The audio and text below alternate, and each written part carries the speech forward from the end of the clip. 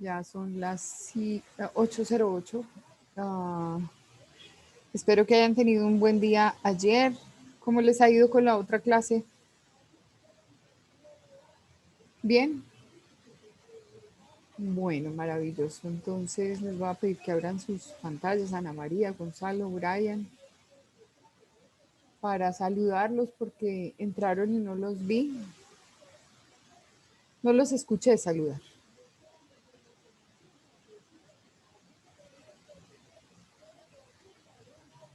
Hola Ana, hola Gonzalo. Brian, buenos Buenos días, días. profe. Buenos días, Ana. ¿Cómo estás? Brian, buenos días. Hola, profe, buenos días. Buen día. ¿Y tú por qué a veces no abres tu pantalla? Profe, lo que pasa es que a veces me falla mucho el internet y no puedo prender muchas veces la cámara, pero pues... Ok, bueno, listo. Bueno, entonces, hagamos un resumen de lo que aprendimos ayer. ¿Qué temas vimos? Vimos primero el derecho a la información, que, bueno, el derecho a la información es fundamental y subyace a la idea misma de una sociedad democrática y resulta determinante para garantizar el debido respeto a los derechos humanos. Correcto. De ahí, de este derecho a la información hay una ley, que es la ley 1712 de 2014, que en sus 4 artículos nos habla de ese derecho a obtener la información, teniendo en cuenta unos principios, un parágrafo, teniendo en cuenta el concepto de derecho y pues los limitantes que nos pone como cierta manera obtener la información, ¿no? Que si el proceso está vigente o no, si está con ciertas delimitaciones.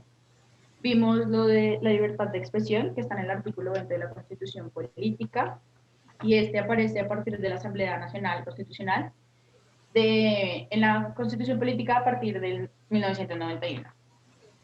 Ok. Vimos el concepto de censura y entre el concepto de censura, pues hablamos un poco, digamos, de un periodo de 1949 a 1957, que es de aquí, de Colombia, y hablamos de últimas de la libertad de expresión por parte de la Corte Interamericana de Derechos Humanos. Bueno, muy bien, gracias, Fernanda. Otra persona que me ayude a contar qué era lo que había que mirar y lo que teníamos que mirar era qué pasaba en Colombia desde 1947 a 1949 a 1957. Entonces, ¿a quién le cedo la palabra? ¿A Lisset, a Nicole, a Charik, Ana María? Eh, bueno, profe, pues yo acerca de eso, entonces averigüé primero quiénes eran los presidentes que estaban o que estuvieron en Colombia durante este tiempo. Entonces me sale, pues, para que incluir desde el 49, Mariano Espina Pérez, Laureano Gómez, Roberto Urdaneta Arbeláez y Gustavo Rojas Pinilla. Eh, Básicamente, de todo lo que yo encontré, fue que, bueno, pues como veníamos presentando o viviendo como una época de violencia, básicamente fruto de las confrontaciones entre liberales y conservadores. Entonces, como que la ola de violencia se desató un poco más y a través de decretos, entonces, como que oficialmente los gobiernos empezaron a censurar a la prensa y lo hacían bajo la premisa de que el orden público era posible controlarlo si se controlaba la información que recibía pues la comunidad en general, ¿no? Entonces encontré que me pareció como importante ciertos decretos. Está el decreto 3529 de 1949, en el que oficialmente Mariano Espina Pérez decretó el estado de sitio y con este la censura a la prensa y a la radiodifusión. Luego encontré que después en el decreto 1102 del 29 de abril de 1952, entonces ya decidieron controlar lo que eran los reportajes periodísticos y los programas radiales y a través de este decreto también entonces se estableció que el gobierno iba a empezar a emitir programas y noticias acerca del mismo, ¿no? Como para exaltarse el mismo. Eso fue bajo el gobierno de Roberto Urdaneta Arbeláez, y él también crea la Oficina de Información y Propaganda del Estado, que se llamó, o bueno, que sus siglas eran IODIPE, perdón. Y lo que hacía era como cuidar y resaltar un poco más lo que era la imagen del presidente hasta el momento, o pues, mejor dicho, ese fue el cometido. Y ya luego cuando llegó Rojas Pinilla, pues que me pareció importante dentro de un texto que encontré, fue que decían como que los periodistas asumían que con la llegada de Rojas Pinilla al poder iba a volver un poco la libertad. Y encontré entre eso, o sea, cito textualmente lo que yo escribí, y fue como la llegada de Rojas Pinilla fue considerada como el retorno de la libertad. Sin embargo, él no planteó jamás la abolición de la norma de la censura, solamente él dentro de sus discursos aseguraba que era partidario de la libertad de expresión siempre y cuando no se utilizara para difamar o calumniar al gobierno y pues a sus instituciones. Entonces, eso me pareció como importante porque siento yo que ahí ya como que los periodistas y los medios estaban un poco más en contra de lo que era este tipo de censura. Sin embargo, no sé, siento yo que las palabras bonitas convencen, o por lo menos en ese momento convencieron a lo que era el pueblo, porque fue como que en un tiempo determinado se calmaron, mientras pues Rojas Pinilla se acomodaba al poder. Sin embargo, ya luego otra vez con el tiempo se dieron cuenta que esto ya se volvió más una dictadura por parte pues del general, y ya, digamos, él mismo transfiere como estos mismos derechos o poderes de la censura a los órdenes militares. Entonces, eso fue como entre las cosas más importantes que yo pude resaltar. Más relevantes. Chari, ¿qué otra cosa encontraste? Bueno, profe, yo pude resaltar más que todo fue que la prensa no se podía vender. Eso tenía que pasar pues como por un proceso. También destaqué mucho en el año 1952, cuando se dieron varios incendios en El Tiempo, en El Espectador y en las casas de esos tiempos de Alfonso López y de Carlos Lleras Restrepo, que era como una otra manera de censurar. También hubo muchas protestas por parte de las comunidades, ya fueran de obreros, de las mujeres, entre otros. Y lo que comentaba Lisset, que eso podría ser desorden público por parte de los medios de comunicación. Entonces, eso fue en la dictadura de Gustavo Rojas Pinilla. Yo me enfoqué un poquito más en él, porque en él, bueno, fue donde también se dio el derecho al voto a la mujer. También llegó la televisión acá a Colombia, pero siempre era controlada. Entonces, y la radio también era controlada, y él pasaba, por decirlo así, unas propagandas en donde destacaba como la fortaleza de la mujer, de las que eran obreras, de las que se destacaban en sus trabajos, pero aún así siempre dejaba claro que todo estaba bajo el mando de él en cada propaganda. Y también por la radio, que era controlada, decía que los otros géneros, los que venían del extranjero, no podían ser escuchados porque más que ser como una representación, se convertían, eran en una imitación y en una mala influencia para el país. Correcto, qué bien. Nicole, ¿qué encontraste? Bueno, profe, yo también tengo,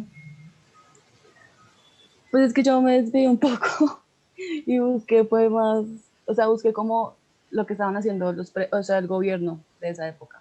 Ajá. Entonces, en cuanto a periodismo y censura, lo que tengo es que sí, por ejemplo, en el 49, cuando seguía Mariano Espino Pérez, pues había mucha censura porque buscaba era controlar, o sea, lo que buscaba era controlar la circulación de esas ideas liberales y comunistas que se estaban dando que estaban surgiendo sí, que estaban en ese entonces. Y ya cuando siguió Laureano Gómez, que él pues estuvo como un año por lo de su enfermedad, pero aún así quien lo reemplazó, que fue Roberto Urdaneta, pues él seguía detrás de lo que estaba haciendo Roberto. Entonces era como igual, una administración como autoritaria y buscaba muchas medidas extremas para lo mismo, para que las ideas no crecieran más. Y ya con Gustavo Rojas Pinilla, pues sí tengo que digamos, él buscaba como un cambio. O sea, él buscaba el cambio y todas estas cosas, pero Pues en los apuntes que yo leí, decía que era más por malas, o sea, malas decisiones que tomaba y también que gente que lo, ¿cómo se dice eso? No que lo apoyaba, sino que se me olvidó la palabra, que lo aconsejaba, pues también lo aconsejaba mal. Ok. Y no sé si, es que me tuve que ausentar un momento cuando estaba hablando Lisette, no sé si Lisette mencionó que en el 56, pues, Gustavo Rojas Pinilla clausuró los diarios liberales, el del Tiempo, el Espectador y el Siglo. Pero aún así el Tiempo y el Espectador, sus directores como inmediatamente los reemplazaron por el Intermedio y el Independiente. Y esta clausura fue con el pretexto de que estaban publicando como cosas inexactas y mentiras y así. Y también mencionaba que periódicos pequeños como El Pacífico y el Crisol de Cali, el diario El Quindío, también se veían amenazados bajo esta censura o bajo multas. Entonces, como que ningún periódico liberal estaba librado de lo que pasara. Y más que todo lo hacía era porque como que ya la gente empezaba esa ola de rechazo por los acontecimientos que él ya le venían ocurriendo. Ahí apuntaba muy bien que a pesar de lo del 54, la masacre estudiantil. Se le fue la onda. Ah, Sí, ¿ya ok. volvió? Sí, ya volvió. Es que Sí, cuando yo los me vi veo, quietos fue como, yo me veo y veo que estoy totalmente lenta. Y eso que se supone que este es un buen internet, pero es gravísimo. eh, no Dale. sé si ya se escucha medio bien. No, sí, está bien. Digamos que cedámosle la palabra. Gracias por tus aportes, Nicole. Ana María, ¿qué encontraste?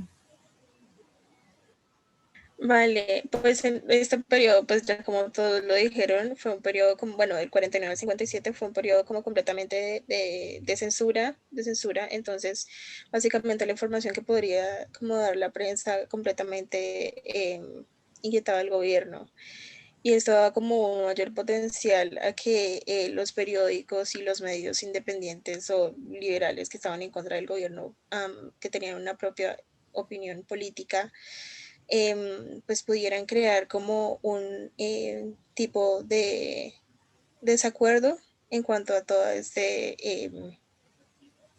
como dictamen político que ya existía. Entonces, sí, como dijo Nicole, durante como este tiempo desaparecieron muchísimos periódicos y la información suministrada por los que prevalecieron estuvo sometida como a fuertes estilos y tipos de censura. Ok, bueno, muy bien. Bueno, gracias por sus aportes. Seguiré preguntando cuando yo les deje un tema, obviamente pues lo exponen al día siguiente y tiene la característica como de medio quiz, que son sus aportes a la clase desde el concepto de lo que puede ser la temática que estamos manejando diariamente. Bueno, muy bien, entonces vamos a continuar. Voy a continuar acá con la temática del día de hoy, que tiene que ver con la libertad de prensa. ¿Me están escuchando bien? Sí, profe, Sí, sí, señor. señor. Ok, listo. Yo me veo súper lenta y pues en el momento en que ustedes consideren que está mal la señal, me avisan. Estamos viendo entonces la presentación. Sí, señor. Sí, señora. Ok, bueno, es aconsejable que cada vez que encontremos un tema nuevo o un concepto nuevo, tal cual como nos indica a nosotros la RAE, como nos indica o nos sugiere el tema polisémico, tratemos de precisar muy bien cuáles son esas definiciones. Porque la imprecisión de la información surge a partir de la definición vaga de los conceptos y las cosas. Por eso es que hay que aprender a argumentarlo muchísimo. Si estamos hablando de derechos a la información, derechos a la expresión, entonces necesariamente tenemos que recurrir a una serie de conceptos, a una serie de fallos que pueda haber desde las cortes para determinar que las cosas se dan en una vía o en la otra vía, pero siempre argumentando sobre datos muy fuertes. Entonces, recuerden que una dinámica que ustedes deben tener no es la argumentación desde sus palabras, sino desde lo que encuentran que está absolutamente fundamentado. Ese es un ejercicio muy bueno porque, entre otras cosas, uno hace recaer la responsabilidad en los hombros de otras personas también, que son los investigadores y para nosotros se constituyen en la fuente. Por lo tanto, es muy importante hacer valer lo que nosotros encontramos o estos hallazgos desde el punto de vista investigativo. En la plataforma les dejé colgado en un documento que se llama Libertad de Expresión y el Derecho a la Información, les dejé plasmados no solamente definiciones, sino también les dejé un documento que tiene 9 o 10 sentencias de las Cortes que nos permiten identificar cómo ese derecho a la expresión, cómo ese artículo 20 está acompañado de otras instancias. Entonces, cuando ha sido fallado por la Corte Constitucional, ¿qué es lo que pasa con esas sentencias? Las sentencias surgen a partir de casos que llegan a dirimirse frente a las altas cortes. Digamos que a nivel de recursos jurídicos nosotros tenemos unos procesos, pero cuando el proceso falla en una situación a nivel primario, a nivel de juzgado, y a nosotros no nos parece, la ley colombiana nos otorga la posibilidad de recurrir a un fallo de instancia superior, y ese fallo de instancia superior lo tienen las cortes. Entonces los casos llegan a las cortes y las cortes los estudian. Es cuando los magistrados en sus correspondientes salas empiezan a estudiar con los auxiliares de la justicia, que son los magistrados que vienen en segunda línea, y con distintos grupos de trabajo, tratan de establecer un parámetro. ¿Y por qué ellos se preocupan de esos casos? Porque es que lo que ellos determinen bajo una sentencia, esa sentencia hará las veces de jurisprudencia. ¿Qué hace la jurisprudencia?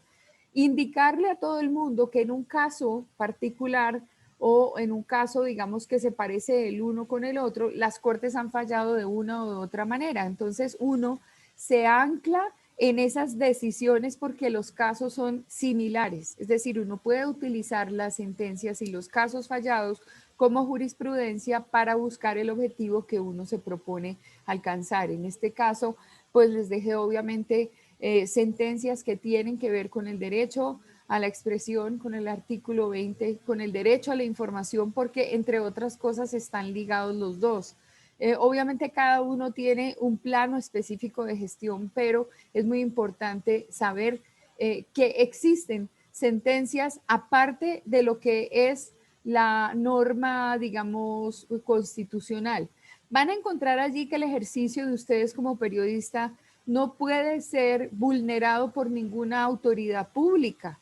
Es decir, un policía cuando los encuentre a ustedes en un ejercicio de reportería, obviamente ustedes se tienen que acreditar y es natural que tengan que estar haciendo una buena gestión. Pero no, aquí no pasa como puede llegar a pasar en Venezuela, que si a ti te ven cubriendo un evento o te ven sacando fotografías de un edificio que pertenece al Estado o vas a hacer una presentación con el Capitolio detrás o con la Corte Suprema de Justicia detrás, bueno, que exactamente todos están en el mismo sitio porque todo funciona en la Plaza de Bolívar hacia el costado, no del Senado, que es el costado sur, sino el costado norte donde está el Palacio de Justicia. En el Palacio de Justicia están el Consejo de Estado y la Corte Suprema de Justicia y están todos los magistrados de las altas cortes trabajando desde allí. Entonces, si yo voy a la Plaza de Bolívar y hago una presentación o estoy haciendo una entrevista, no puede venir ningún policía a vulnerar mi derecho. Y ustedes deben invocar esas sentencias y deben, digamos, alegar sobre la base del artículo 20. Ninguna autoridad pública está en capacidad de indisponer al comunicador o al periodista en su gestión. No puede pedirle el contenido de su cámara, no puede pedirle un celular, no puede retirarle ningún elemento porque estamos en un país que según también la Constitución es un Estado de Derecho, y ese Estado de Derecho garantiza unas debidas libertades, y esas libertades indican que yo puedo ejercer mi vida dentro de parámetros democráticos, y esos parámetros democráticos son el ejercicio de estas libertades que nos confiere la Constitución. El primer artículo de la Constitución colombiana dice: de los principios fundamentales, artículo primero, Colombia es un Estado social de derecho, organizado en forma de república unitaria, descentralizado con autonomía en sus unidades territoriales, democrática, participativa y pluralista, fundada en el respeto de la dignidad humana, en el trabajo y la solidaridad de las personas que la integran y en la prevalencia del interés general. En el artículo segundo dice: son fines esenciales del Estado servir a la comunidad, promover la prosperidad general y garantizar la efectividad de los principios, derechos y deberes consagrados en la Constitución, facilitar la participación de todos en las decisiones que los afectan y en la vida económica, política, administrativa y cultural de la nación, defender la independencia nacional, mantener la integridad territorial y asegurar la convivencia pacífica y la vigencia de un orden justo.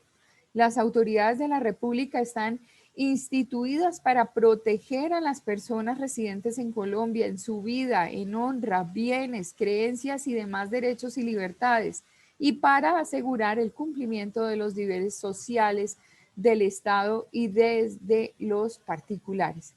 Por lo tanto, si nosotros vivimos en un país completamente libre, pues no debería haber ningún tipo de censura. Y censura es que un policía impida hacer tu trabajo. No importa que seas estudiante de comunicación social, te acreditas con el carnet de estudiante. Otra cosa diferente es que yo esté por ahí tratando de mirar a ver qué es lo que está pasando en el Palacio y quién está entrando y en el Congreso y cómo agredo y cómo insulto a un congresista. Por más de que nos caigan gordos, hay que respetar.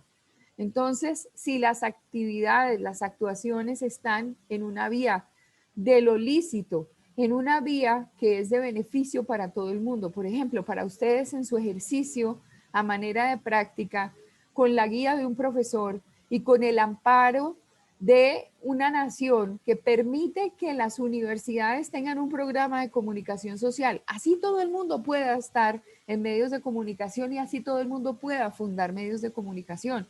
Ustedes están formándose para ser informadores ante la opinión pública, para ser investigadores ante la opinión pública, y nadie, absolutamente nadie, debe vulnerar ese derecho. Por lo tanto, lo tienen que tener claro. No es que me llevaron presa, me llevaron al CAI por estar haciendo una nota. De una invocan el artículo 20, de una invocan la ley 17.2 de 2014, de una invocan todo lo que tienen a su lado estas sentencias de la Corte, porque ninguna autoridad, sobre todo las sentencias, ¿no? Las sentencias de la Corte Constitucional que están allí con nombre, con número, dice T040, T300 tal. Esas son importantes porque en el momento en que ustedes tengan que argumentar, finalmente se van a anclar dentro de esos lineamientos constitucionales para el ejercicio libre de acceder a la información. Bueno, muy bien, entonces nos queda claro ese pedazo, ¿no? Nadie me los va a poner en las delgaditas. Y entramos a un capítulo que se llama libertad de prensa. Vamos a ver cómo se define la libertad de prensa. La libertad de prensa es la existencia de garantías con las que los ciudadanos tengan el derecho de organizarse para la edición de medios de comunicación cuyos contenidos no estén controlados ni censurados por los poderes del Estado, y que toda persona pueda publicar sus ideas libremente y sin censura previa. Esto es una definición de prensa, de libertad de prensa en Colombia. Otra cosa que se me olvidó decirles es que ustedes no solamente van a acreditar que son estudiantes de comunicación social, sino que hacen cubrimiento para la emisora de la universidad, al hacer cubrimiento para la emisora de la universidad, siempre y cuando todas las actividades sean lícitas, ¿no? Siempre y cuando todas las actividades tengan un respaldo de la academia, siempre y cuando lo que ustedes hagan en esos cubrimientos sea para obtener un contenido que tiene fines académicos. Eso es muy importante definirles. En la libertad de prensa o la libertad de los medios de comunicación existe un principio básico y el principio básico es que nosotros nos comunicamos y la expresión la hacemos a través de distintos medios. Dentro de estos medios están los medios impresos, los medios electrónicos y especialmente, por ejemplo, los medios publicados que son los de la prensa. Entonces ahí traducimos. Comunicación puede ser cualquier medio, radio, televisión. La expresión a través de medios impresos, los periódicos, los electrónicos, todo lo que va por redes sociales que tiene carácter informativo. Que debe garantizarse entonces que todos tengamos acceso a la información para ejercer libremente nuestra profesión. Tal libertad implica la ausencia de interferencia del Estado y el ejército y la policía ajustando controles, abusando de lo que sería su uniforme, no pueden interferir entre un ciudadano que vive en Colombia en un Estado social de derecho garantizado constitucionalmente por libertades. Ese es el otro argumento que podrían dar en la calle y decir, qué pena, pero este es un Estado social de derecho. Yo estoy acreditándome, esta es mi cédula, este es mi carnet de la universidad, soy estudiante de comunicación social, estoy haciendo este trabajo específicamente, es una investigación acerca de, es un trabajo práctico acerca de, y a mí la Constitución me otorga libertades y esas libertades son el artículo 20, la ley 1712 de 2014 y todo lo que hay fallado en cortes que amparan mi derecho y acceso a la información. Fuera de eso yo no estoy haciendo absolutamente nada mal. Ahora, pero si ustedes se van como EPA Colombia a totear una estación de Transmilenio y a decir que están haciendo la grabación de un evento, pues obviamente sí se los van a llevar presos y no hay nadie que los saque de ahí, del calabozo, porque los van a juzgar, porque les van a cobrar el daño que puedan hacer frente al bien público. Entonces, obviamente todo tiene que ser en buena vía y recuerden que uno de los conceptos que maneja la ley de transparencia es el principio de buena fe. Por lo tanto, hay buena fe en ustedes cuando ustedes van a hacer el ejercicio profesional. En el tema de la libertad de prensa, todas estas garantías constitucionales implican la prohibición de la censura previa. Su preservación puede obtenerse a través de protecciones constitucionales, que es lo que les estoy diciendo, que les dejé colgado en la plataforma, que son esas sentencias de la Corte, más todo lo que diga la Constitución. Pero para la libertad de prensa, aparece el artículo 19 de la Declaración Universal de los Derechos Humanos de Naciones Unidas de 1948. 1948 es un año absolutamente prolífico. Aquí en Colombia nos estábamos dando duro. Aquí en Bogotá estábamos tratando de callar a los líderes como a Jorge Eliezer Gaitán. Estábamos a puertas, nosotros sí, yo no entiendo por qué siempre vamos en contravía de la situación. Estamos a puertas de encontrar la obstrucción a la información a partir de todos los hechos que ustedes han revisado en la historia de Colombia, que es ese tiempo de ostracismo, mientras el mundo entero estaba protegiendo la actividad del informador, en Colombia estábamos restringiendo la actividad del informador. Estaba terminando la Segunda Guerra Mundial. Y la Segunda Guerra Mundial para Europa fue obviamente muy importante. Era la posibilidad de comprender que echarse bala y acabar con todo lo que teníamos, hasta con el nido de la perra, no era lícito. No era lícito lo que estaba pasando con los judíos. No era lícito perpetuarse en los gobiernos como lo quisieron hacer Benito Mussolini y Adolf Hitler.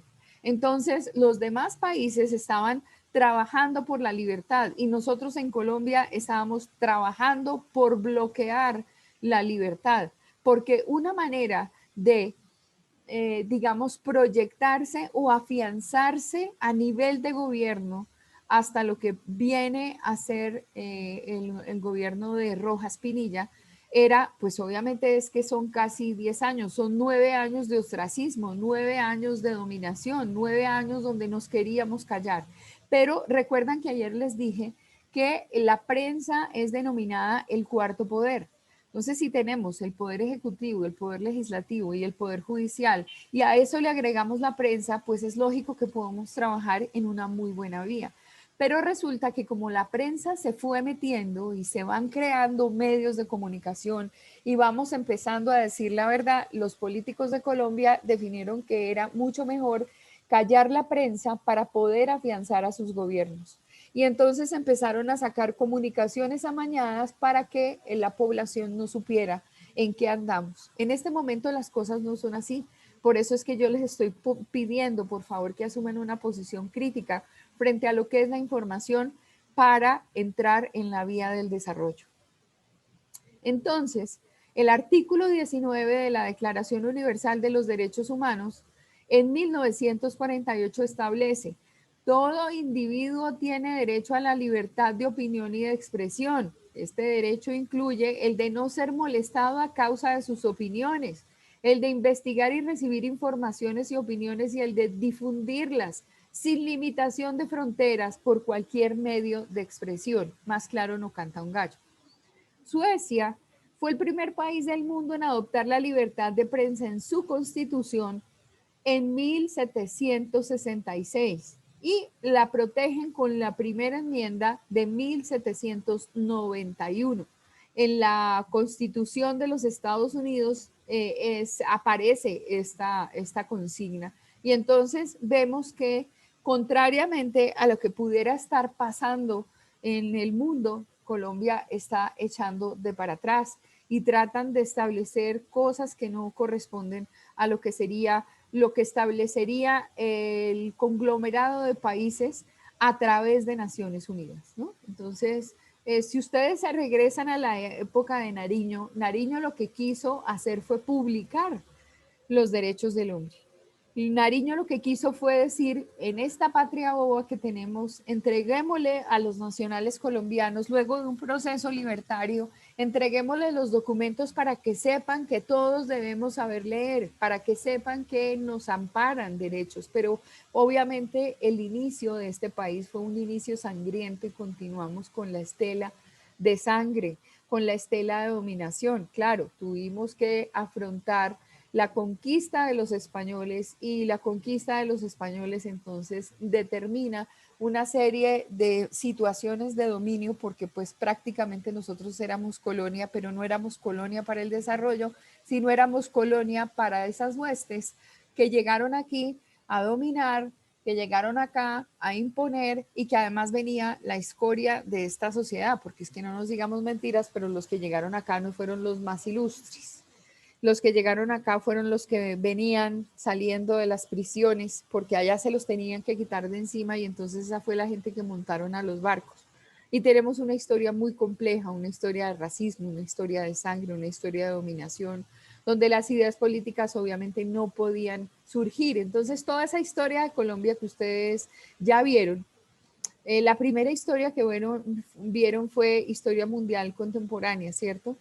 Dentro de poco se van a enfrentar a Cátedra Colombia, y en Cátedra Colombia es esa historia del siglo XX que nos es sumamente útil para entender los procesos, para entender lo que hace la prensa, para entender qué ha pasado con Colombia en estos tiempos, y eso lo necesita conocer el comunicador. Eso es como nuestro plus en Universitaria de Colombia, donde queremos que nuestros comunicadores sociales, que son integrales también desde el conocimiento de la historia y desde una muy buena ubicación, tanto histórica, económica, geográfica, política, que determine específicamente que van a ser sumamente objetivos en lo que están pensando, y fuera de eso fundamenten un pensamiento netamente crítico para poder saber en qué estamos parados.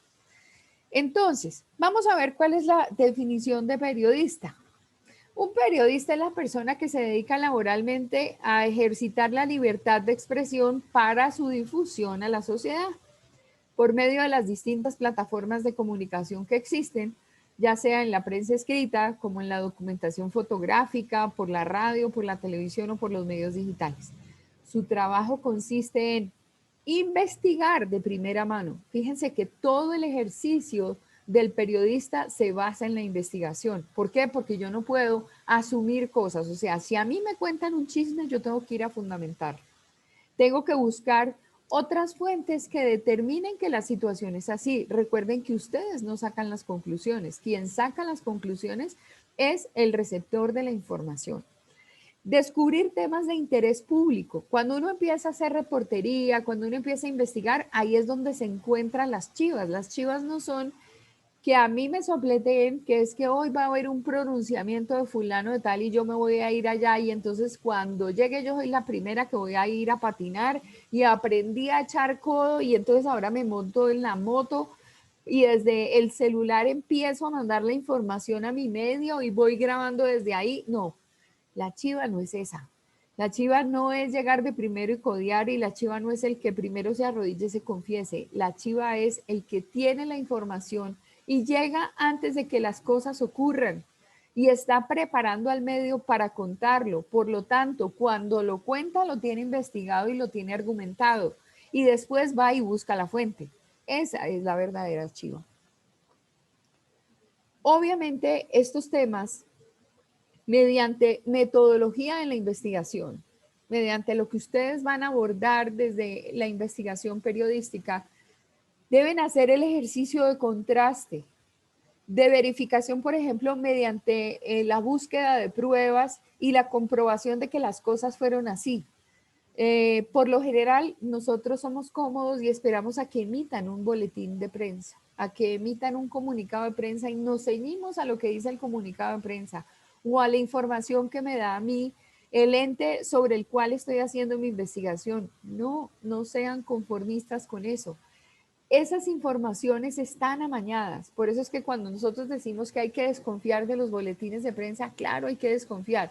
Primero, sacan el boletín porque de alguna manera quieren distraer la mirada del informador o del comunicador de una forma que se dedique a ver otras cosas mientras adentro están pasando otras mucho más complejas. Entonces, la mirada no está ahí. Siempre hay que sospechar, siempre hay que buscar un poco más allá a ver qué es lo que está ocurriendo.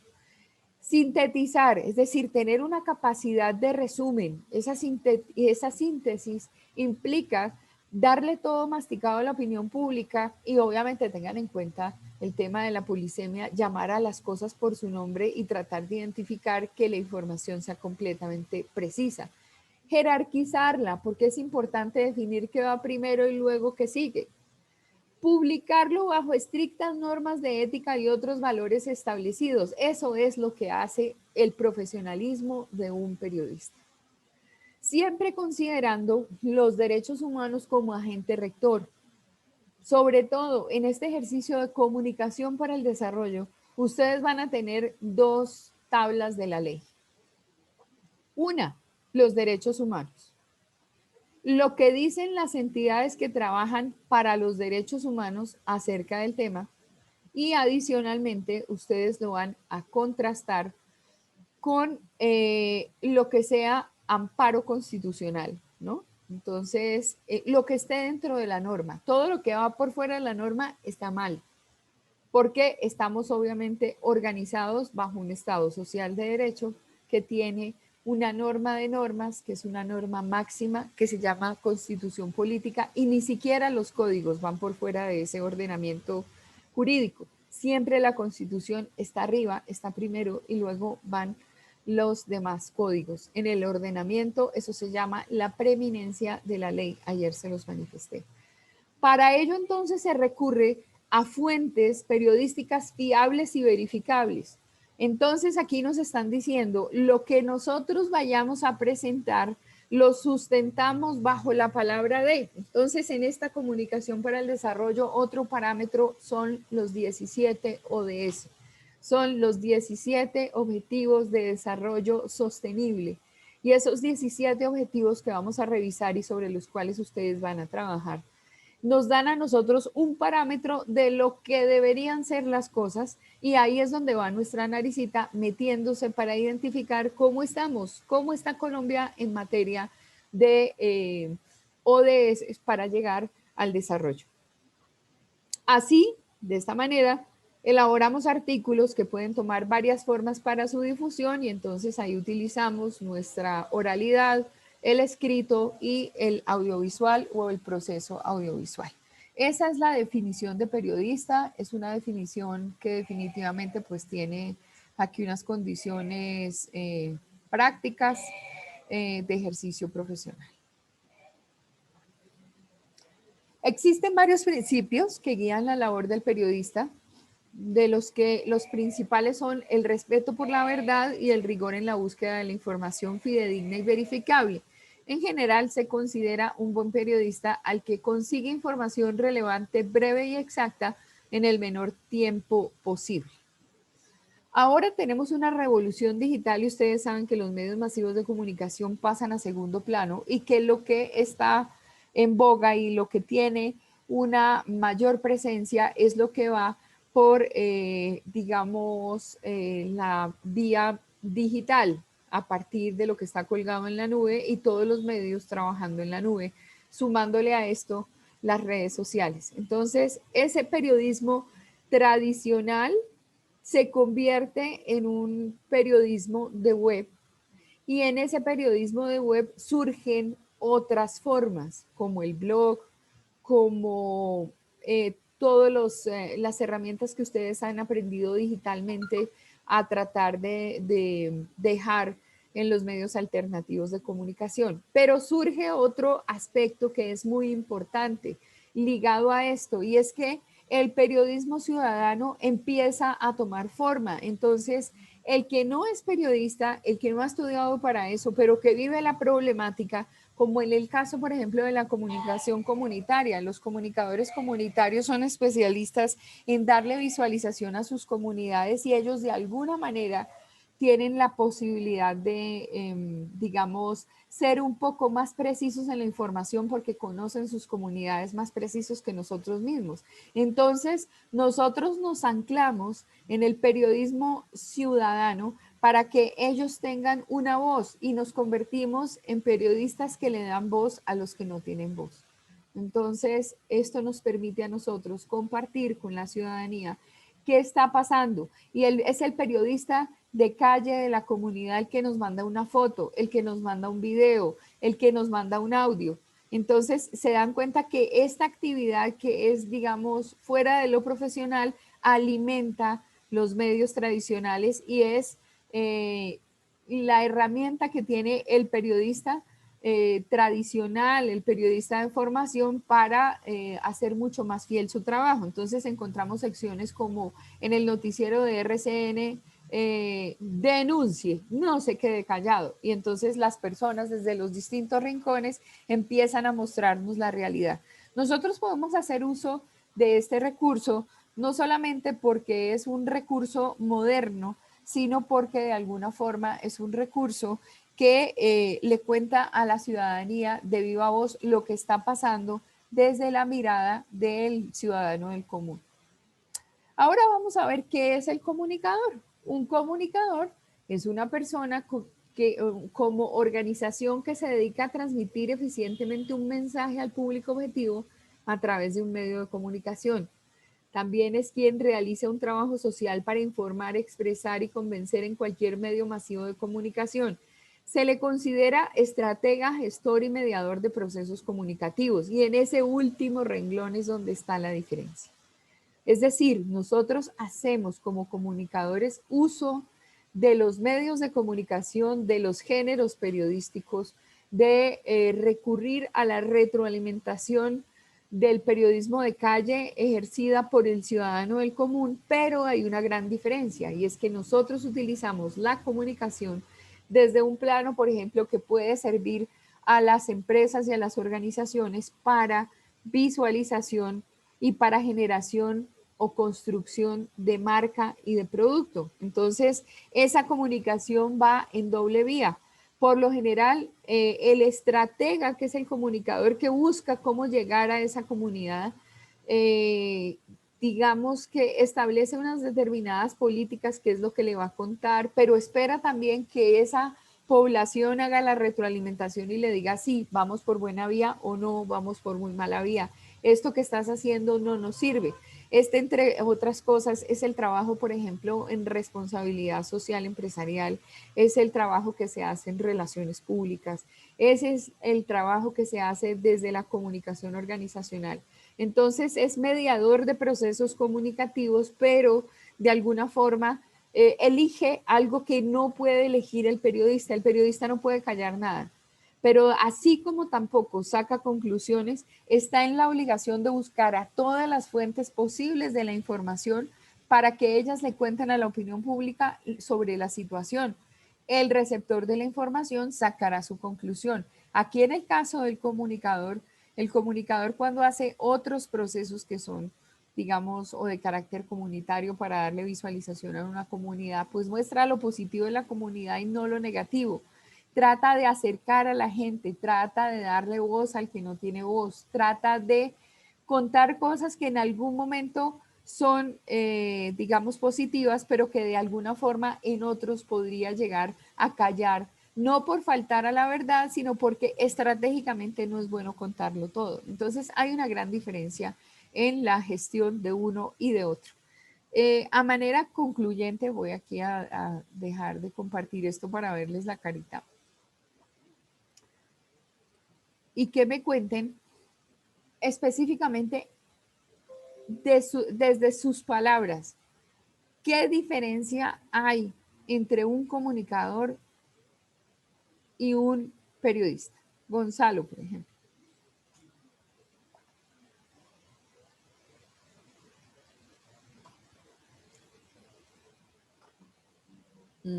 Tienes cerrado el micro. Sí, estoy pensando. ¿Estás pensando? Bueno. Tienes derecho a pensar, entre otras cosas. Laurita te ayuda a ver qué podría llegar a ser esa diferencia. Es una línea muy delgada, ¿no? Lo que pasa es que la misión del comunicador es mucho más amplia que la del periodista.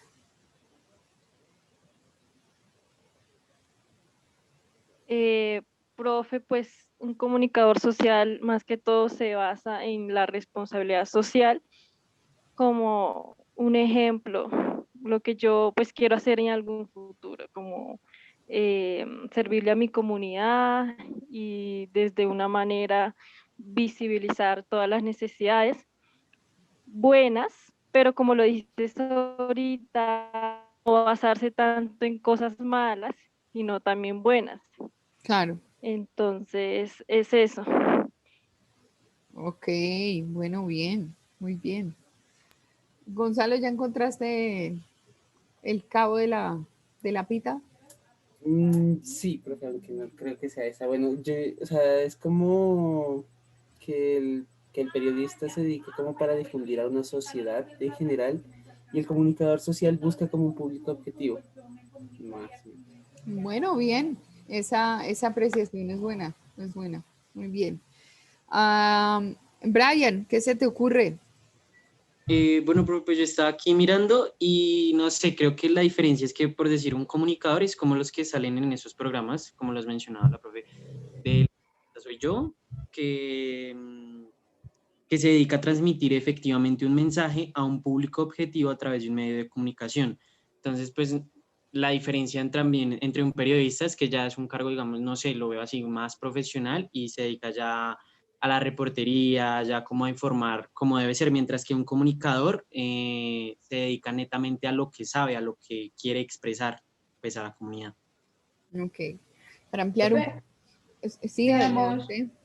ahí, pues, bueno, según lo que dice Brian, pero yo siento que los dos son profesionales como tal, porque, listo, el periodista se basa más como en medios de comunicación, radio, prensa, televisión, pero digamos, el comunicador como tal, él, bueno, puede estar en los medios, pero también puede estar, digamos, como la profesora nos decía, en ONGs.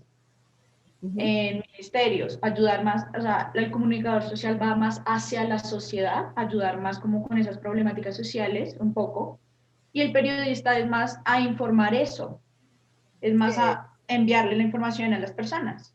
Exacto, exactamente. Eso era lo que yo iba a decir, o sea, los dos son profesionales. Lo que pasa es que el comunicador, por ejemplo, puede llegar a ser un estratega y dentro de la estrategia puede determinar qué dice y qué no dice y cómo lo dice, mientras que el periodista está obligado a contar siempre todo y a buscar todas las fuentes formales para contarle a la opinión pública. Pero en general, digamos, nos pisamos las mangueras de forma permanente porque estamos trabajando con información. Lo que pasa es que el comunicador tiene una necesidad imperiosa de conseguir un objetivo para su comunidad, conseguir un objetivo para su empresa. Y para eso dice cosas y también calla otras. Entonces, por ejemplo, digamos que somos del grupo de comunicación de Coca-Cola y estamos en una crisis del agua porque se nos está acabando el recurso hídrico y uno de los culpables para que se acabe el agua de manera rápida, pues mire que lo que vende una fabricante de gaseosas es agua con saborizantes y con un gas, ¿verdad? Recurre al recurso de manera excesiva. Los que venden agua, por ejemplo, uno no debería permitir la venta de agua, porque el agua es porque hay que venderla. O sea, si paga uno un servicio, el servicio es que a su casa llegue un líquido que hay que purificar antes de, si es que llega. Porque hay regiones y localidades donde el agua no llega porque no hay acueducto y alcantarillado. Uno debería pagar un precio mínimo y debería pagar el precio mínimo específicamente porque lo que uno paga es la purificación del agua y la garantía de que llegue domiciliariamente hasta mi llave. Eso es lo que uno paga, pero uno no debería pagar por el líquido.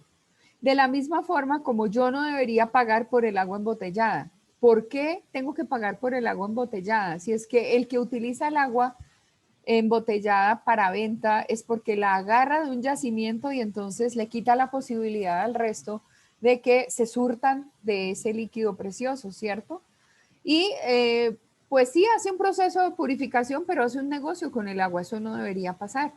Pero igual se hace negocio con el agua. Las bebidas gaseosas son esa misma agua con este gas carbónico que le ponen y con los saborizantes. Y entonces hacen una cantidad de productos. Entonces encontramos Coca-Cola, encontramos los productos de Postobón y encontramos tantos otros que están trabajando con eso. Otros que consumen el agua en gran cantidad son los floricultores. ¿Por qué los floricultores? Porque para sacar una flor, la flor es agua. La flor utiliza el agua y el agua y el agua y el agua y uno ve que en los cultivos de flores hay mangueras y mangueras y mangueras de agua. Razón para que estas localidades acá cercanas, estos municipios cercanos a Bogotá, se estén quedando sin agua de alguna forma es a causa de la floricultura. La floricultura acaba con el territorio porque, digamos, como que le saca tanto nutriente que entre otras cosas empieza a empobrecer los de los vecinos. Y entonces si el vecino tiene un cultivo de papa o un cultivo de maíz, ya la papa y el maíz no tienen la misma calidad. ¿Por qué? Porque el floricultor se llevó el agua de la región. Dicen que nosotros en Bogotá, hacia el 2050, poca agua que vamos a tener. Y vamos a tener poca a causa de los floricultores y vamos a tener poco recurso a causa de todo lo que ocurre en los terrenos que tenemos alrededor y se va a convertir en un problema. Este cuento de que vamos a llegar a pelear por el agua a nivel universal, sí, va a pasar. Las guerras van a ser por la consecución de agua. De hecho, ya en algunos sitios donde hay temperaturas muy altas, el tema del agua es un problema. Ahora, ese es un tema neto de comunicación para el desarrollo. ¿Por qué es un tema neto de comunicación para el desarrollo? Porque es que el gobierno debe prever El uso razonable del líquido precioso debe controlar a la industria, debe controlar a aquellos que hacen contaminación sobre recursos hídricos. Por ejemplo, la contaminación del río Bogotá, que no tiene cuándo, que cuando nace por allá en esos riachuelitos y en esos nacimientos o yacimientos de agua, pues es una maravilla porque el agua es pura, pero va bajando por allá por Villapinzón y los de las curtiembres van dañando el río y todo el desecho de la industria va cayendo al río.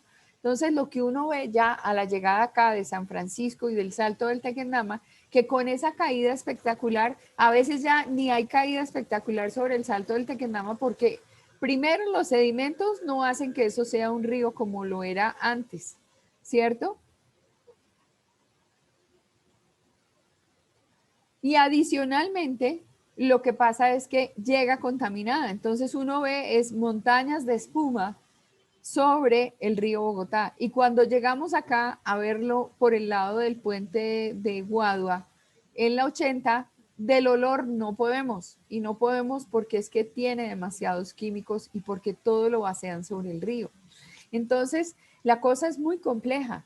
Y eso daña la calidad de vida de las personas. Y eso es lo que indica un país en desarrollo no debería tener los recursos hídricos contaminados. Entonces, empecemos por ahí. Un recurso como el agua debería llegar a todo el mundo gratis. Yo no debería pagar por el recurso hídrico. Yo no debería pagar por muchas cosas. Entonces, pues no hablemos de La Guajira con el término, con los temas de agua, porque eso sí, allá sí que es grave la cosa.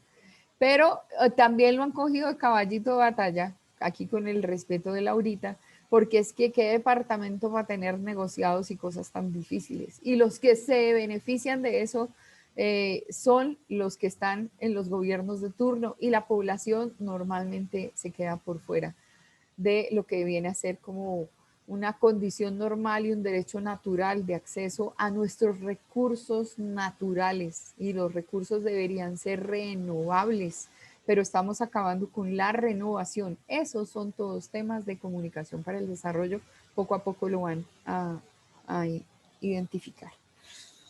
Bueno, bien, entonces volvamos a nuestra presentación encontrando esas diferencias y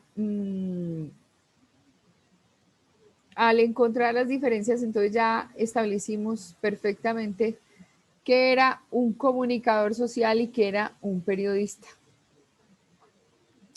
Dentro del comunicador social, más allá de la definición políticamente correcta, suele ser un difusor de opinión pública y alguien que ayuda a establecer una agenda. Y entonces ahí yo menciono dos palabras: opinión pública y agenda. Y cuando hablamos de agenda, hablamos de que la comunicación se pone de moda, para no llamarlo de otra manera. Se pone de moda porque yo logro que todo el mundo hable de mi problemática. Eso es lo que no hace el periodista. El periodista cuenta de los aconteceres diarios.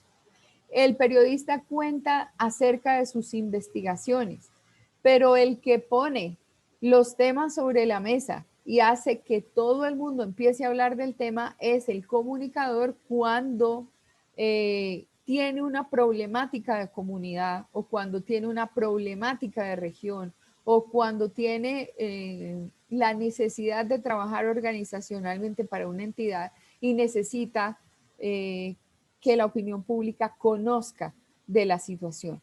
Recuerdan que en Introducción a la Comunicación yo les mencioné unas teorías y la teoría era la de la agenda setting. La agenda setting es justamente agendar a la opinión pública a hablar sobre un tema, ¿sí?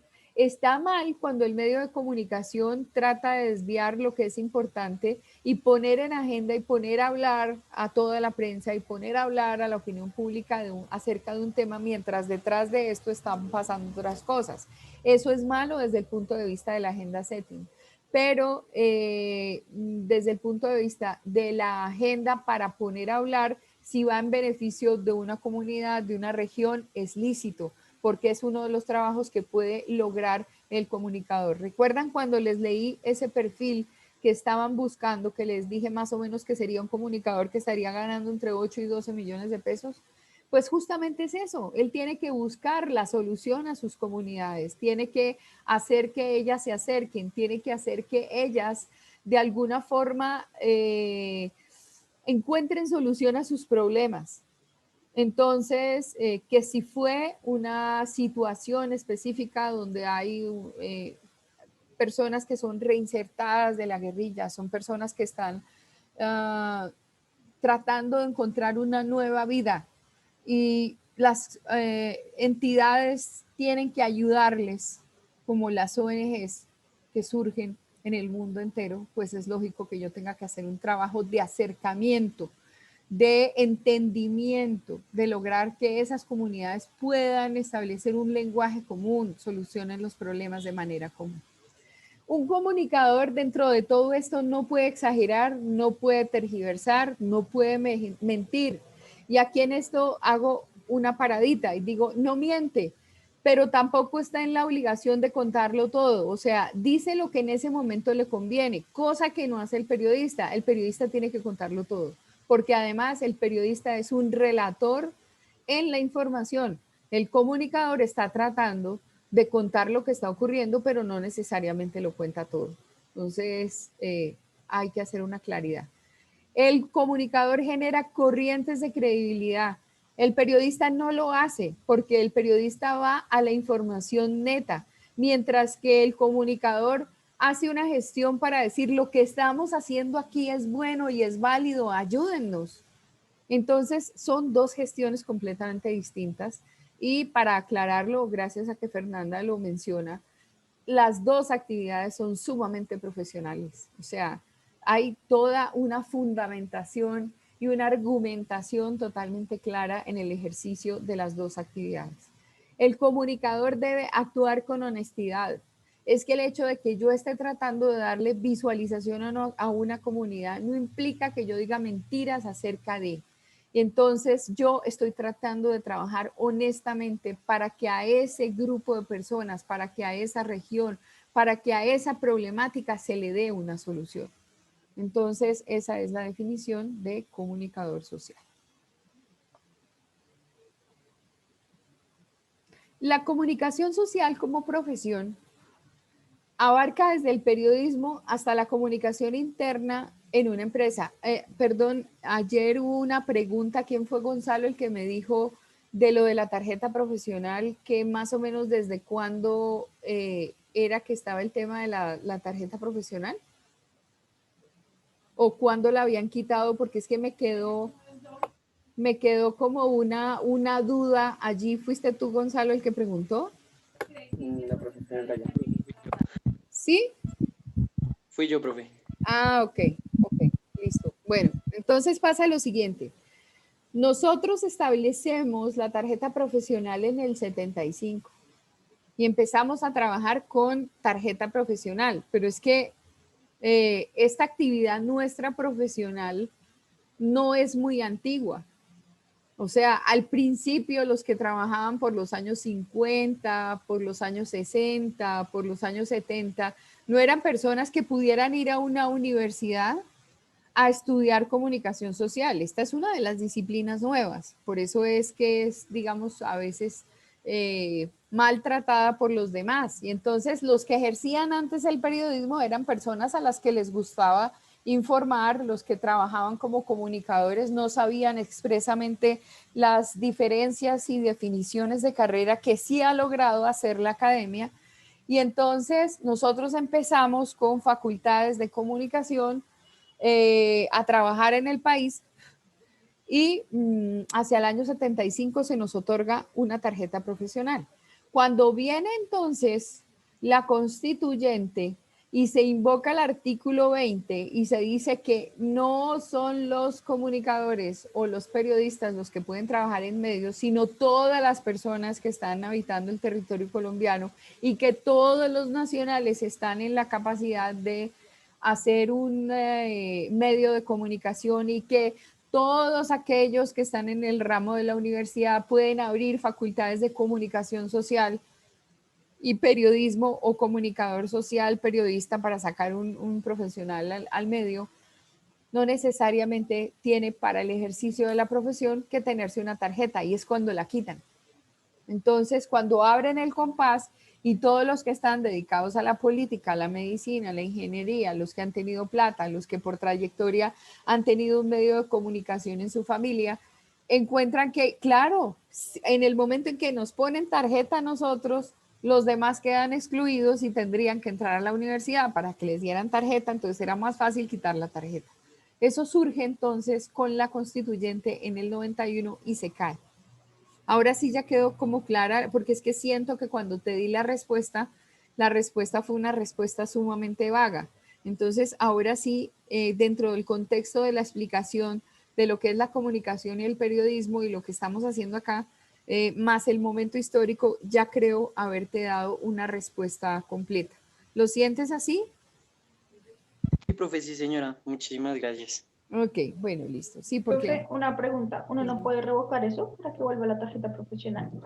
lo han querido hacer 1000 veces y no se ha podido. Lo han querido hacer. ¿Saben qué nos toca hacer? Digamos como lograr estas calidades profesionales para pasar por encima de los demás y brillar con lo que tenemos y aprovechar al máximo nuestras facultades de comunicación y nuestros programas de comunicación social, pues para ser distintos. Pero ahora, por ejemplo, pueden entender por qué los abogados nadan como pez en el agua, que conocen muy bien cómo funciona la norma y saben dónde nadar y en qué río revuelto meterse, cosa que a veces el comunicador no tiene. Por eso es que yo insisto en que si hay una segunda profesión que el comunicador social debiera tener, es la de derecho, para que nosotros no metiéramos la pata en las instancias, digamos, procesales, en qué momento está ese proceso, cómo meterse. De hecho, los periodistas ponen en las delgaditas a las personas que tienen que rendir ante la opinión pública una declaración y casi las entrevistas que se hacen en medios fuertes, donde hay periodistas muy aguerridos, se convierten en entrevistas muy agresivas que parecieran interrogatorio de parte y que fueran parte de un proceso.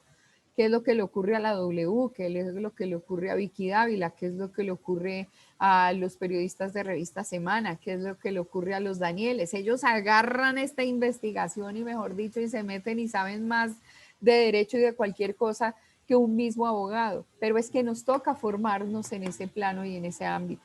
Entonces es absolutamente necesario tener la formación jurídica para que los profesionales se formen muchísimo más.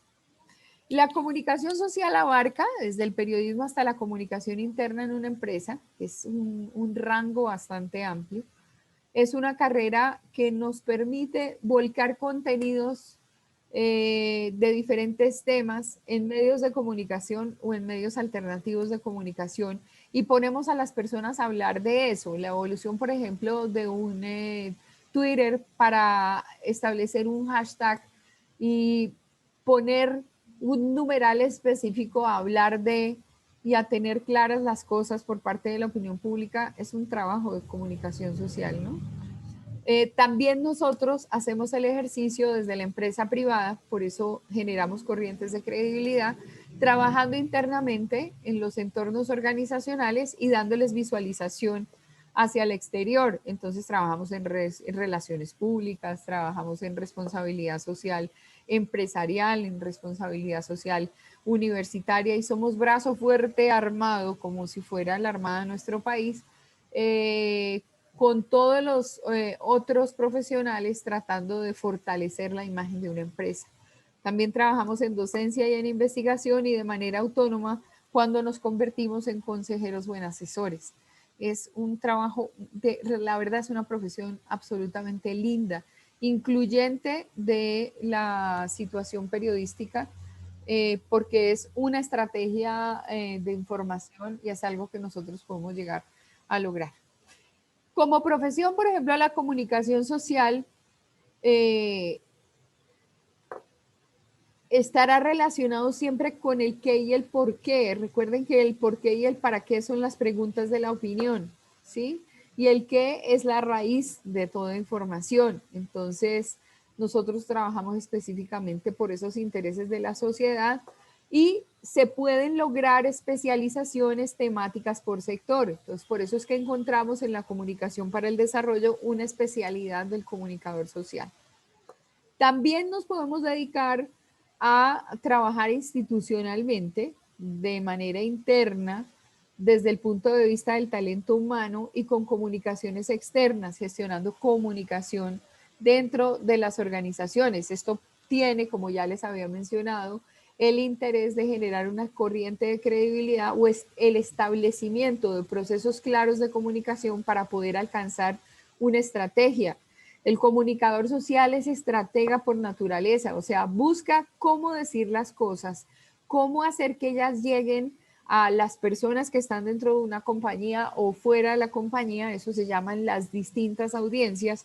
Nosotros tenemos audiencias internas, que son las que están dentro de las organizaciones, audiencias intermedias, que son las que se relacionan con la organización, están siempre con la organización, pero no corresponden, digamos, como a su nómina, por llamarlo de alguna manera, y a las audiencias externas, que son con las que la empresa tiene relacionamiento. Esos son clientes, esos son proveedores, esas personas son, por ejemplo, entidades de la parte de control del gobierno, todos los que eligen, digamos, como una especie de, o ejercen un control sobre lo que nosotros hacemos empresarialmente.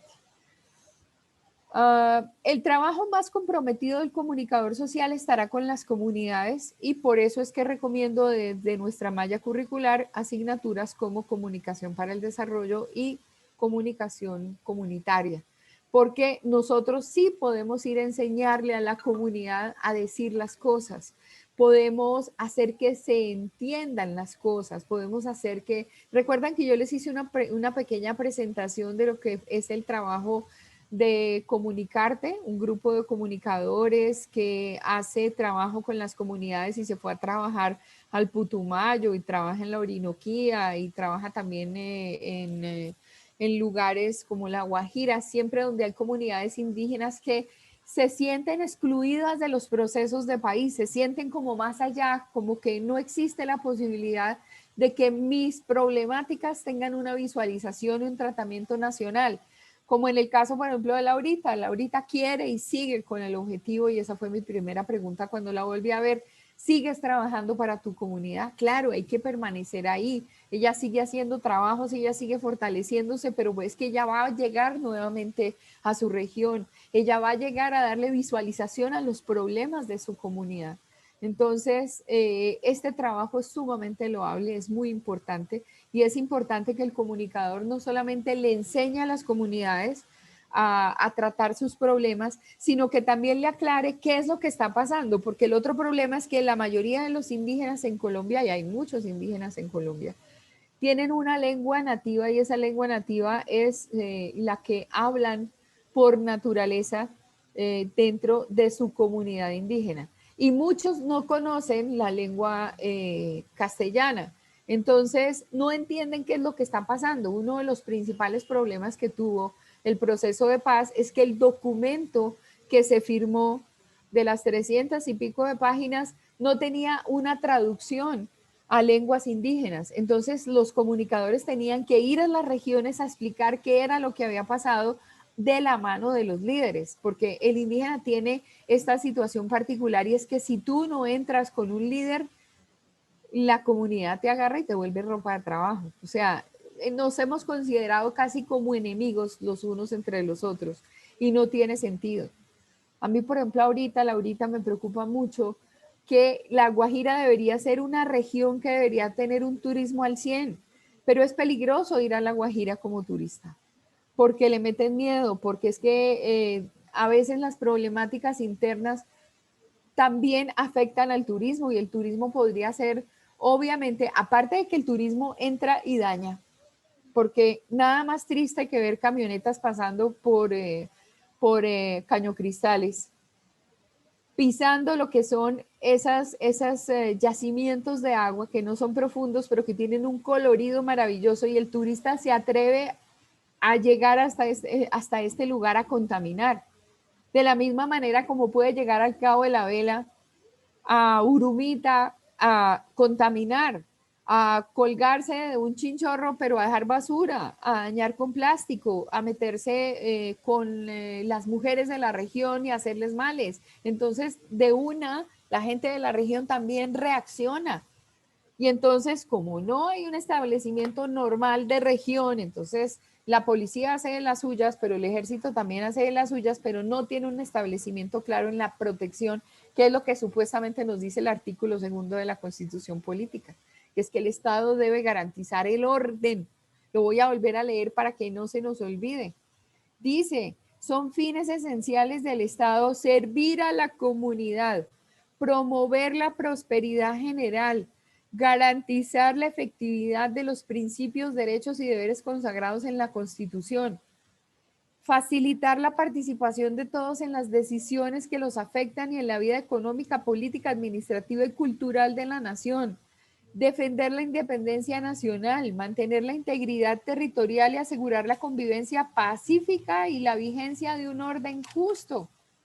Las autoridades de la República están instituidas para proteger a todas las personas residentes en Colombia en su vida, en honra, bienes, creencias y demás derechos y libertades, para asegurar el cumplimiento de los deberes sociales del Estado y de los particulares. Entonces, el papel del país es garantizar que todo el mundo esté bien, pero a veces eso no ocurre. Entonces, a ver, volviendo a nuestro tema, que es el tema de la comunicación, del comunicador, nosotros realmente nos debemos dedicar específicamente a las comunicaciones institucionales, tanto de manera interna como desde el talento humano, las oficinas de talento humano y las oficinas de comunicación para relacionamiento con los públicos externos. El trabajo comprometido con las comunidades y en el ámbito estatal, el profesional podrá representar la prensa de un organismo gubernamental o de candidatos o autoridades de estos. Entonces, nuestro marco de acción es sumamente grande, es un marco bien interesante, una gestión bien interesante. ¿Qué define, o sea, qué es la libertad? La libertad en definición es libertad de expresar y difundir pensamientos y opiniones. Eso para nosotros tiene garantía constitucional, ya lo vimos. Tenemos libertad de informar y de recibir información veraz e imparcial. También tiene garantía constitucional. Tenemos libertad de fundar medios masivos de comunicación. Está garantizado constitucionalmente. Por lo tanto, el tema de la libertad es bien interesante. El tema de la libertad de expresión, entonces, dice, cumple con funciones trascendentales en una democracia, pero su protección constitucional no depende solo de ello, sino también de su valor intrínseco como derecho fundamental. La protección de la libertad de expresión es un fin en sí mismo como manifestación de lo que entendemos por un ser humano digno y autónomo y por una sociedad de personas igualmente libres. Por lo tanto, hablar de libertad es un hecho fundamental para los comunicadores o para los periodistas. En la libertad de expresión incluimos lo verbal y lo no verbal, ¿sí? Por ejemplo, a los indígenas, sobre todo de la Sierra Nevada de Santa Marta, que se vienen a estudiar a universidades, se les sugiere que no cambien sus atuendos tradicionales. Lo mismo podría pasar, por ejemplo, con la comunidad guayú, para que cuando vayan a la universidad guarden la indumentaria, si es que desde algún punto de vista tienen un apoyo por parte del Estado o por parte de alguna institución para que accedan a la universidad. ¿Por qué se les solicita eso?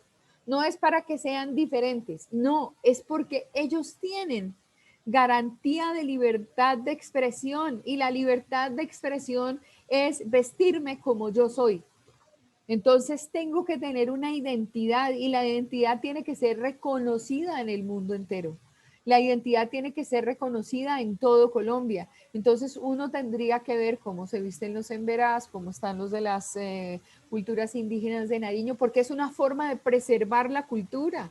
Es que si el indígena tiene la posibilidad, o el que tiene raíz indígena tiene la posibilidad de llegar a la universidad, por un lado no tiene que ser discriminado, por el otro lado tiene que tener una facilitación de proceso, porque es la forma en cómo la comunidad puede llegar al conocimiento, porque es esta persona embajadora de su región que tiene que guardar todas sus costumbres y tiene que guardar absolutamente todo para poder luego regresar a su comunidad a volcar esa información y ese conocimiento aprendido para que los demás también encuentren una vía hacia el conocimiento. Entonces es garantizar que culturalmente sigan intactas nuestras raíces.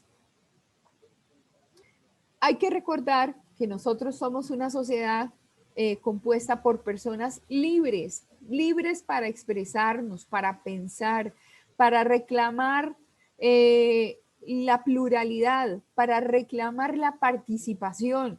Y lo que hace Comunicación para el Desarrollo como asignatura y lo que hace Comunicación Comunitaria es velar porque definitivamente entendamos que el comunicador debe garantizar la participación de los que no tienen voz.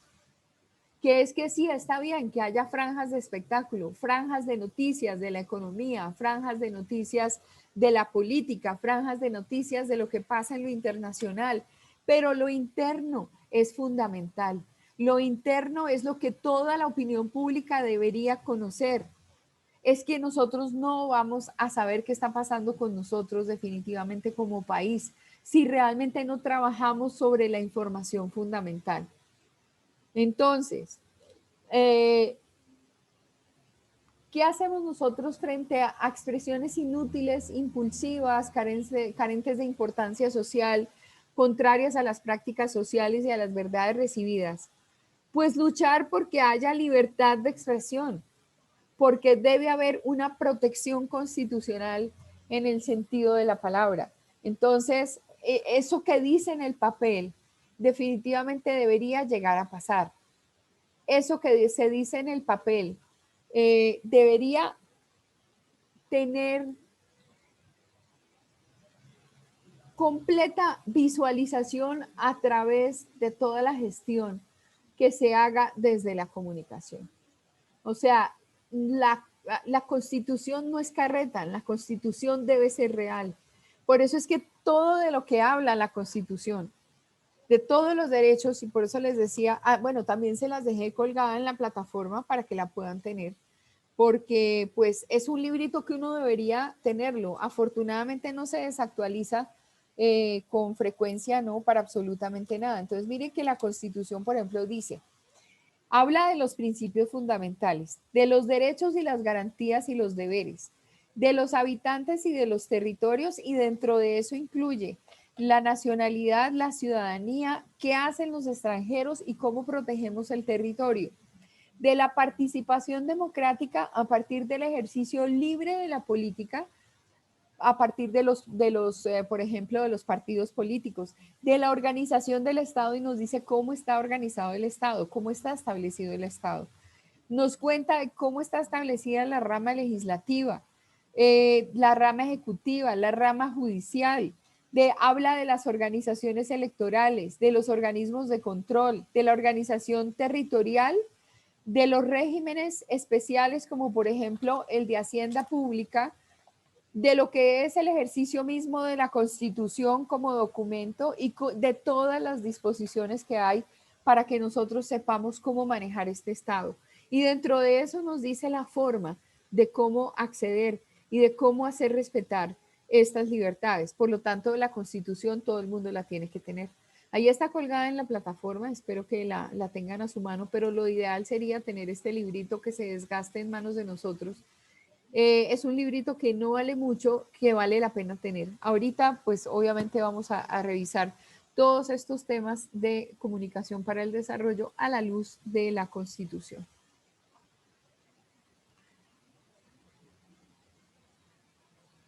La Corte Interamericana de los Derechos Humanos hace requerimientos sobre la libertad de expresión. Y entonces en una convención dice, en el sentido en que el principio de libertad de expresión requiere que los medios de comunicación social estén virtualmente abiertos para todo el mundo sin discriminación y más exactamente, que no haya individuos o grupos que a priori estén excluidos del acceso a tales medios. Ya lo había mencionado ayer, pero lo recuerdo hoy porque si no existen medios, no importa que sean masivos, alternativos o lo que nosotros queramos crear a partir de la tecnología que nos es entregada todos los días. La misión es que todo el mundo sepa a qué tiene derecho. Entonces, esa es una primera premisa. La segunda premisa dice, ciertas condiciones respecto de los medios de comunicación de manera que en la práctica sean verdadero instrumento de esa libertad y no vehículo para restringirla. Por eso hay pluralidad en el medio y hay prohibición para que el monopolio sea quien maneje el medio. Entonces, es importante que exista una garantía frente a la protección de las libertades y unas independencias del periodista para que pueda ejercer su trabajo. Esa es la segunda condición desde los derechos humanos. Dice en el artículo 26, toda persona es libre de escoger profesión u oficio. La ley podrá exigir títulos de idoneidad. Las autoridades competentes inspeccionarán y vigilarán el ejercicio de las profesiones, las ocupaciones, las artes y los oficios que no exijan formación académica, que son de libre ejercicio, salvo aquellas que impliquen un riesgo social. Este artículo 26 corresponde a la Constitución Política de Colombia. Entonces, lo leo exactamente. Toda persona es libre de escoger profesión u oficio. La ley podrá exigir títulos de idoneidad, o sea, que ejerza su profesión si hay una universidad que ofrezca un programa académico debidamente autorizado por el Ministerio de Educación. La persona debería ir a formarse en una universidad para luego ejercer la profesión. Por eso es que al médico, sobre todo, por ejemplo, en la parte estética, la medicina estética parece que no existe. Existe la medicina, pero los tratamientos estéticos, digamos que surgieron a partir de las reconstrucciones y encontraron que en unas determinadas evoluciones de la medicina podrían ponerle más pochecas y más cola a las niñas, podrían quitar unas costillas para que fueran un poco más esbeltas, podrían trabajar en tratamientos de adelgazamiento o en tratamientos contra la obesidad o digamos arreglarle el cuerpecito a los señores, digamos haciéndolos mucho más musculosos y entonces ahora tanto hombres como mujeres se someten a cirugías estéticas. Pero esas cirugías estéticas deben ser hechas por médicos, no por esteticistas, porque los esteticistas, digamos, hacen tratamientos menores. Entonces, que voy a delinear las cejas, voy a poner unas pestañas, voy a hacer una gimnasia pasiva. Pero una cosa es que definitivamente exista un tratamiento que no es invasivo y otra que sí lo es. Por eso es que encontramos que miles de mujeres se meten a quirófanos que no están completamente garantizados porque no tienen condiciones, digamos, de limpieza, de inocuidad, de esterilización para que las personas se hagan las cirugías y entonces tienen sangrados, presentan problemas durante la cirugía y se mueren en esos lugares. ¿Por qué? Porque le entregaron su vida a un médico esteticista que definitivamente no es médico, es esteticista. Entonces hay que verificar que la profesión tenga un ejercicio bajo un título profesional. Se supone que el Ministerio de Educación garantiza que la carrera tenga todos los lineamientos que debe tener para formar un profesional que le entregue un título y con ese título pueda ejercer. Entonces, por eso es que se exige que haya título profesional para el ejercicio de una actividad. Obviamente esto va como en contravía. Si yo voy a ejercer algo que es como un hecho muy profesional, el hecho de informar, ¿por qué tienen que avalar el título de abogado y no el de comunicador que se especializó en información? Entonces, tiene un contrasentido y podría anclarse una petición, como bien lo preguntaba Fernanda, sobre el artículo 26. ¿Qué más dice? Las ocupaciones, los artes y los oficios que no exijan formación académica son de libre ejercicio, salvo aquellas que impliquen un riesgo social. Por ejemplo, los coach tienen que tener hoy en día una formación. ¿Por qué? Porque ellos se meten con la mente, la autoestima de las personas, y hay personas que quedan en problemas graves psicológicos porque no son psicólogos que se han especializado en ser coach, sino que son personas que hacen las tareas de coach desde otro punto de vista. Los profesionales legalmente reconocidos pueden organizarse en colegios, o sea, colegio de abogados, colegio de comunicadores, colegio de ingenieros. La estructura interna y el funcionamiento de estos deberá ser democrático. La ley podrá asignarles funciones públicas y establecer los debidos controles, o sea que puede haber supervisión específica de la gestión. Esto es lo que dice el artículo 26 de la Constitución. Existe también la Ley 51 de 1975, que para nosotros obviamente fue derogada por la sentencia C087 del 98. La ley que reglamentaba el ejercicio del periodismo y se dictaban otras disposiciones fue declarada inexequible por la Corte Constitucional, y por ese proceso saca la sentencia C087 del 98, donde dice que esta ley establecía la tarjeta profesional como documento de acreditación del periodista y los requisitos para poder ejercer en forma permanente la profesión, es decir, el título universitario de periodismo. Entonces, ya saben, fue derogado. Existe en el artículo 19 de la Ley 29 de 1944 unas disposiciones específicas para la libertad de expresión. Este artículo dice: se dictan disposiciones sobre prensa. Todo director de periódico está obligado a insertar gratuitamente dentro del tercer día del recibo, si se trata de diario, o en el número próximo más inmediato, si no lo fuere, las rectificaciones o aclaraciones que se le dirijan por particulares, funcionarios públicos, corporaciones o entidades con motivo de relaciones falsas de sus actos o a quienes haya ofendido con conceptos injuriosos en dicho periódico, siempre que tales rectificaciones no tengan carácter injurioso.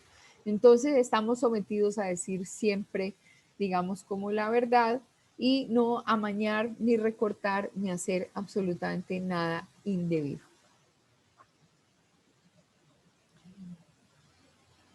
Entonces, les voy a pedir que por favor revisen el tema de la libertad de prensa para que mañana sea el tema del que vamos a hablar y desde el que vamos a aportar.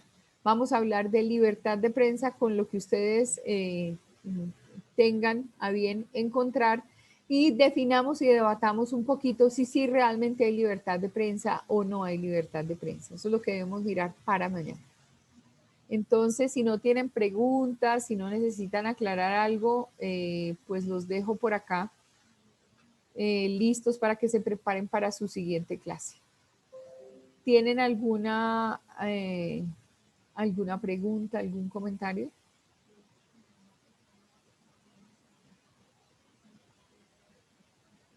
¿No?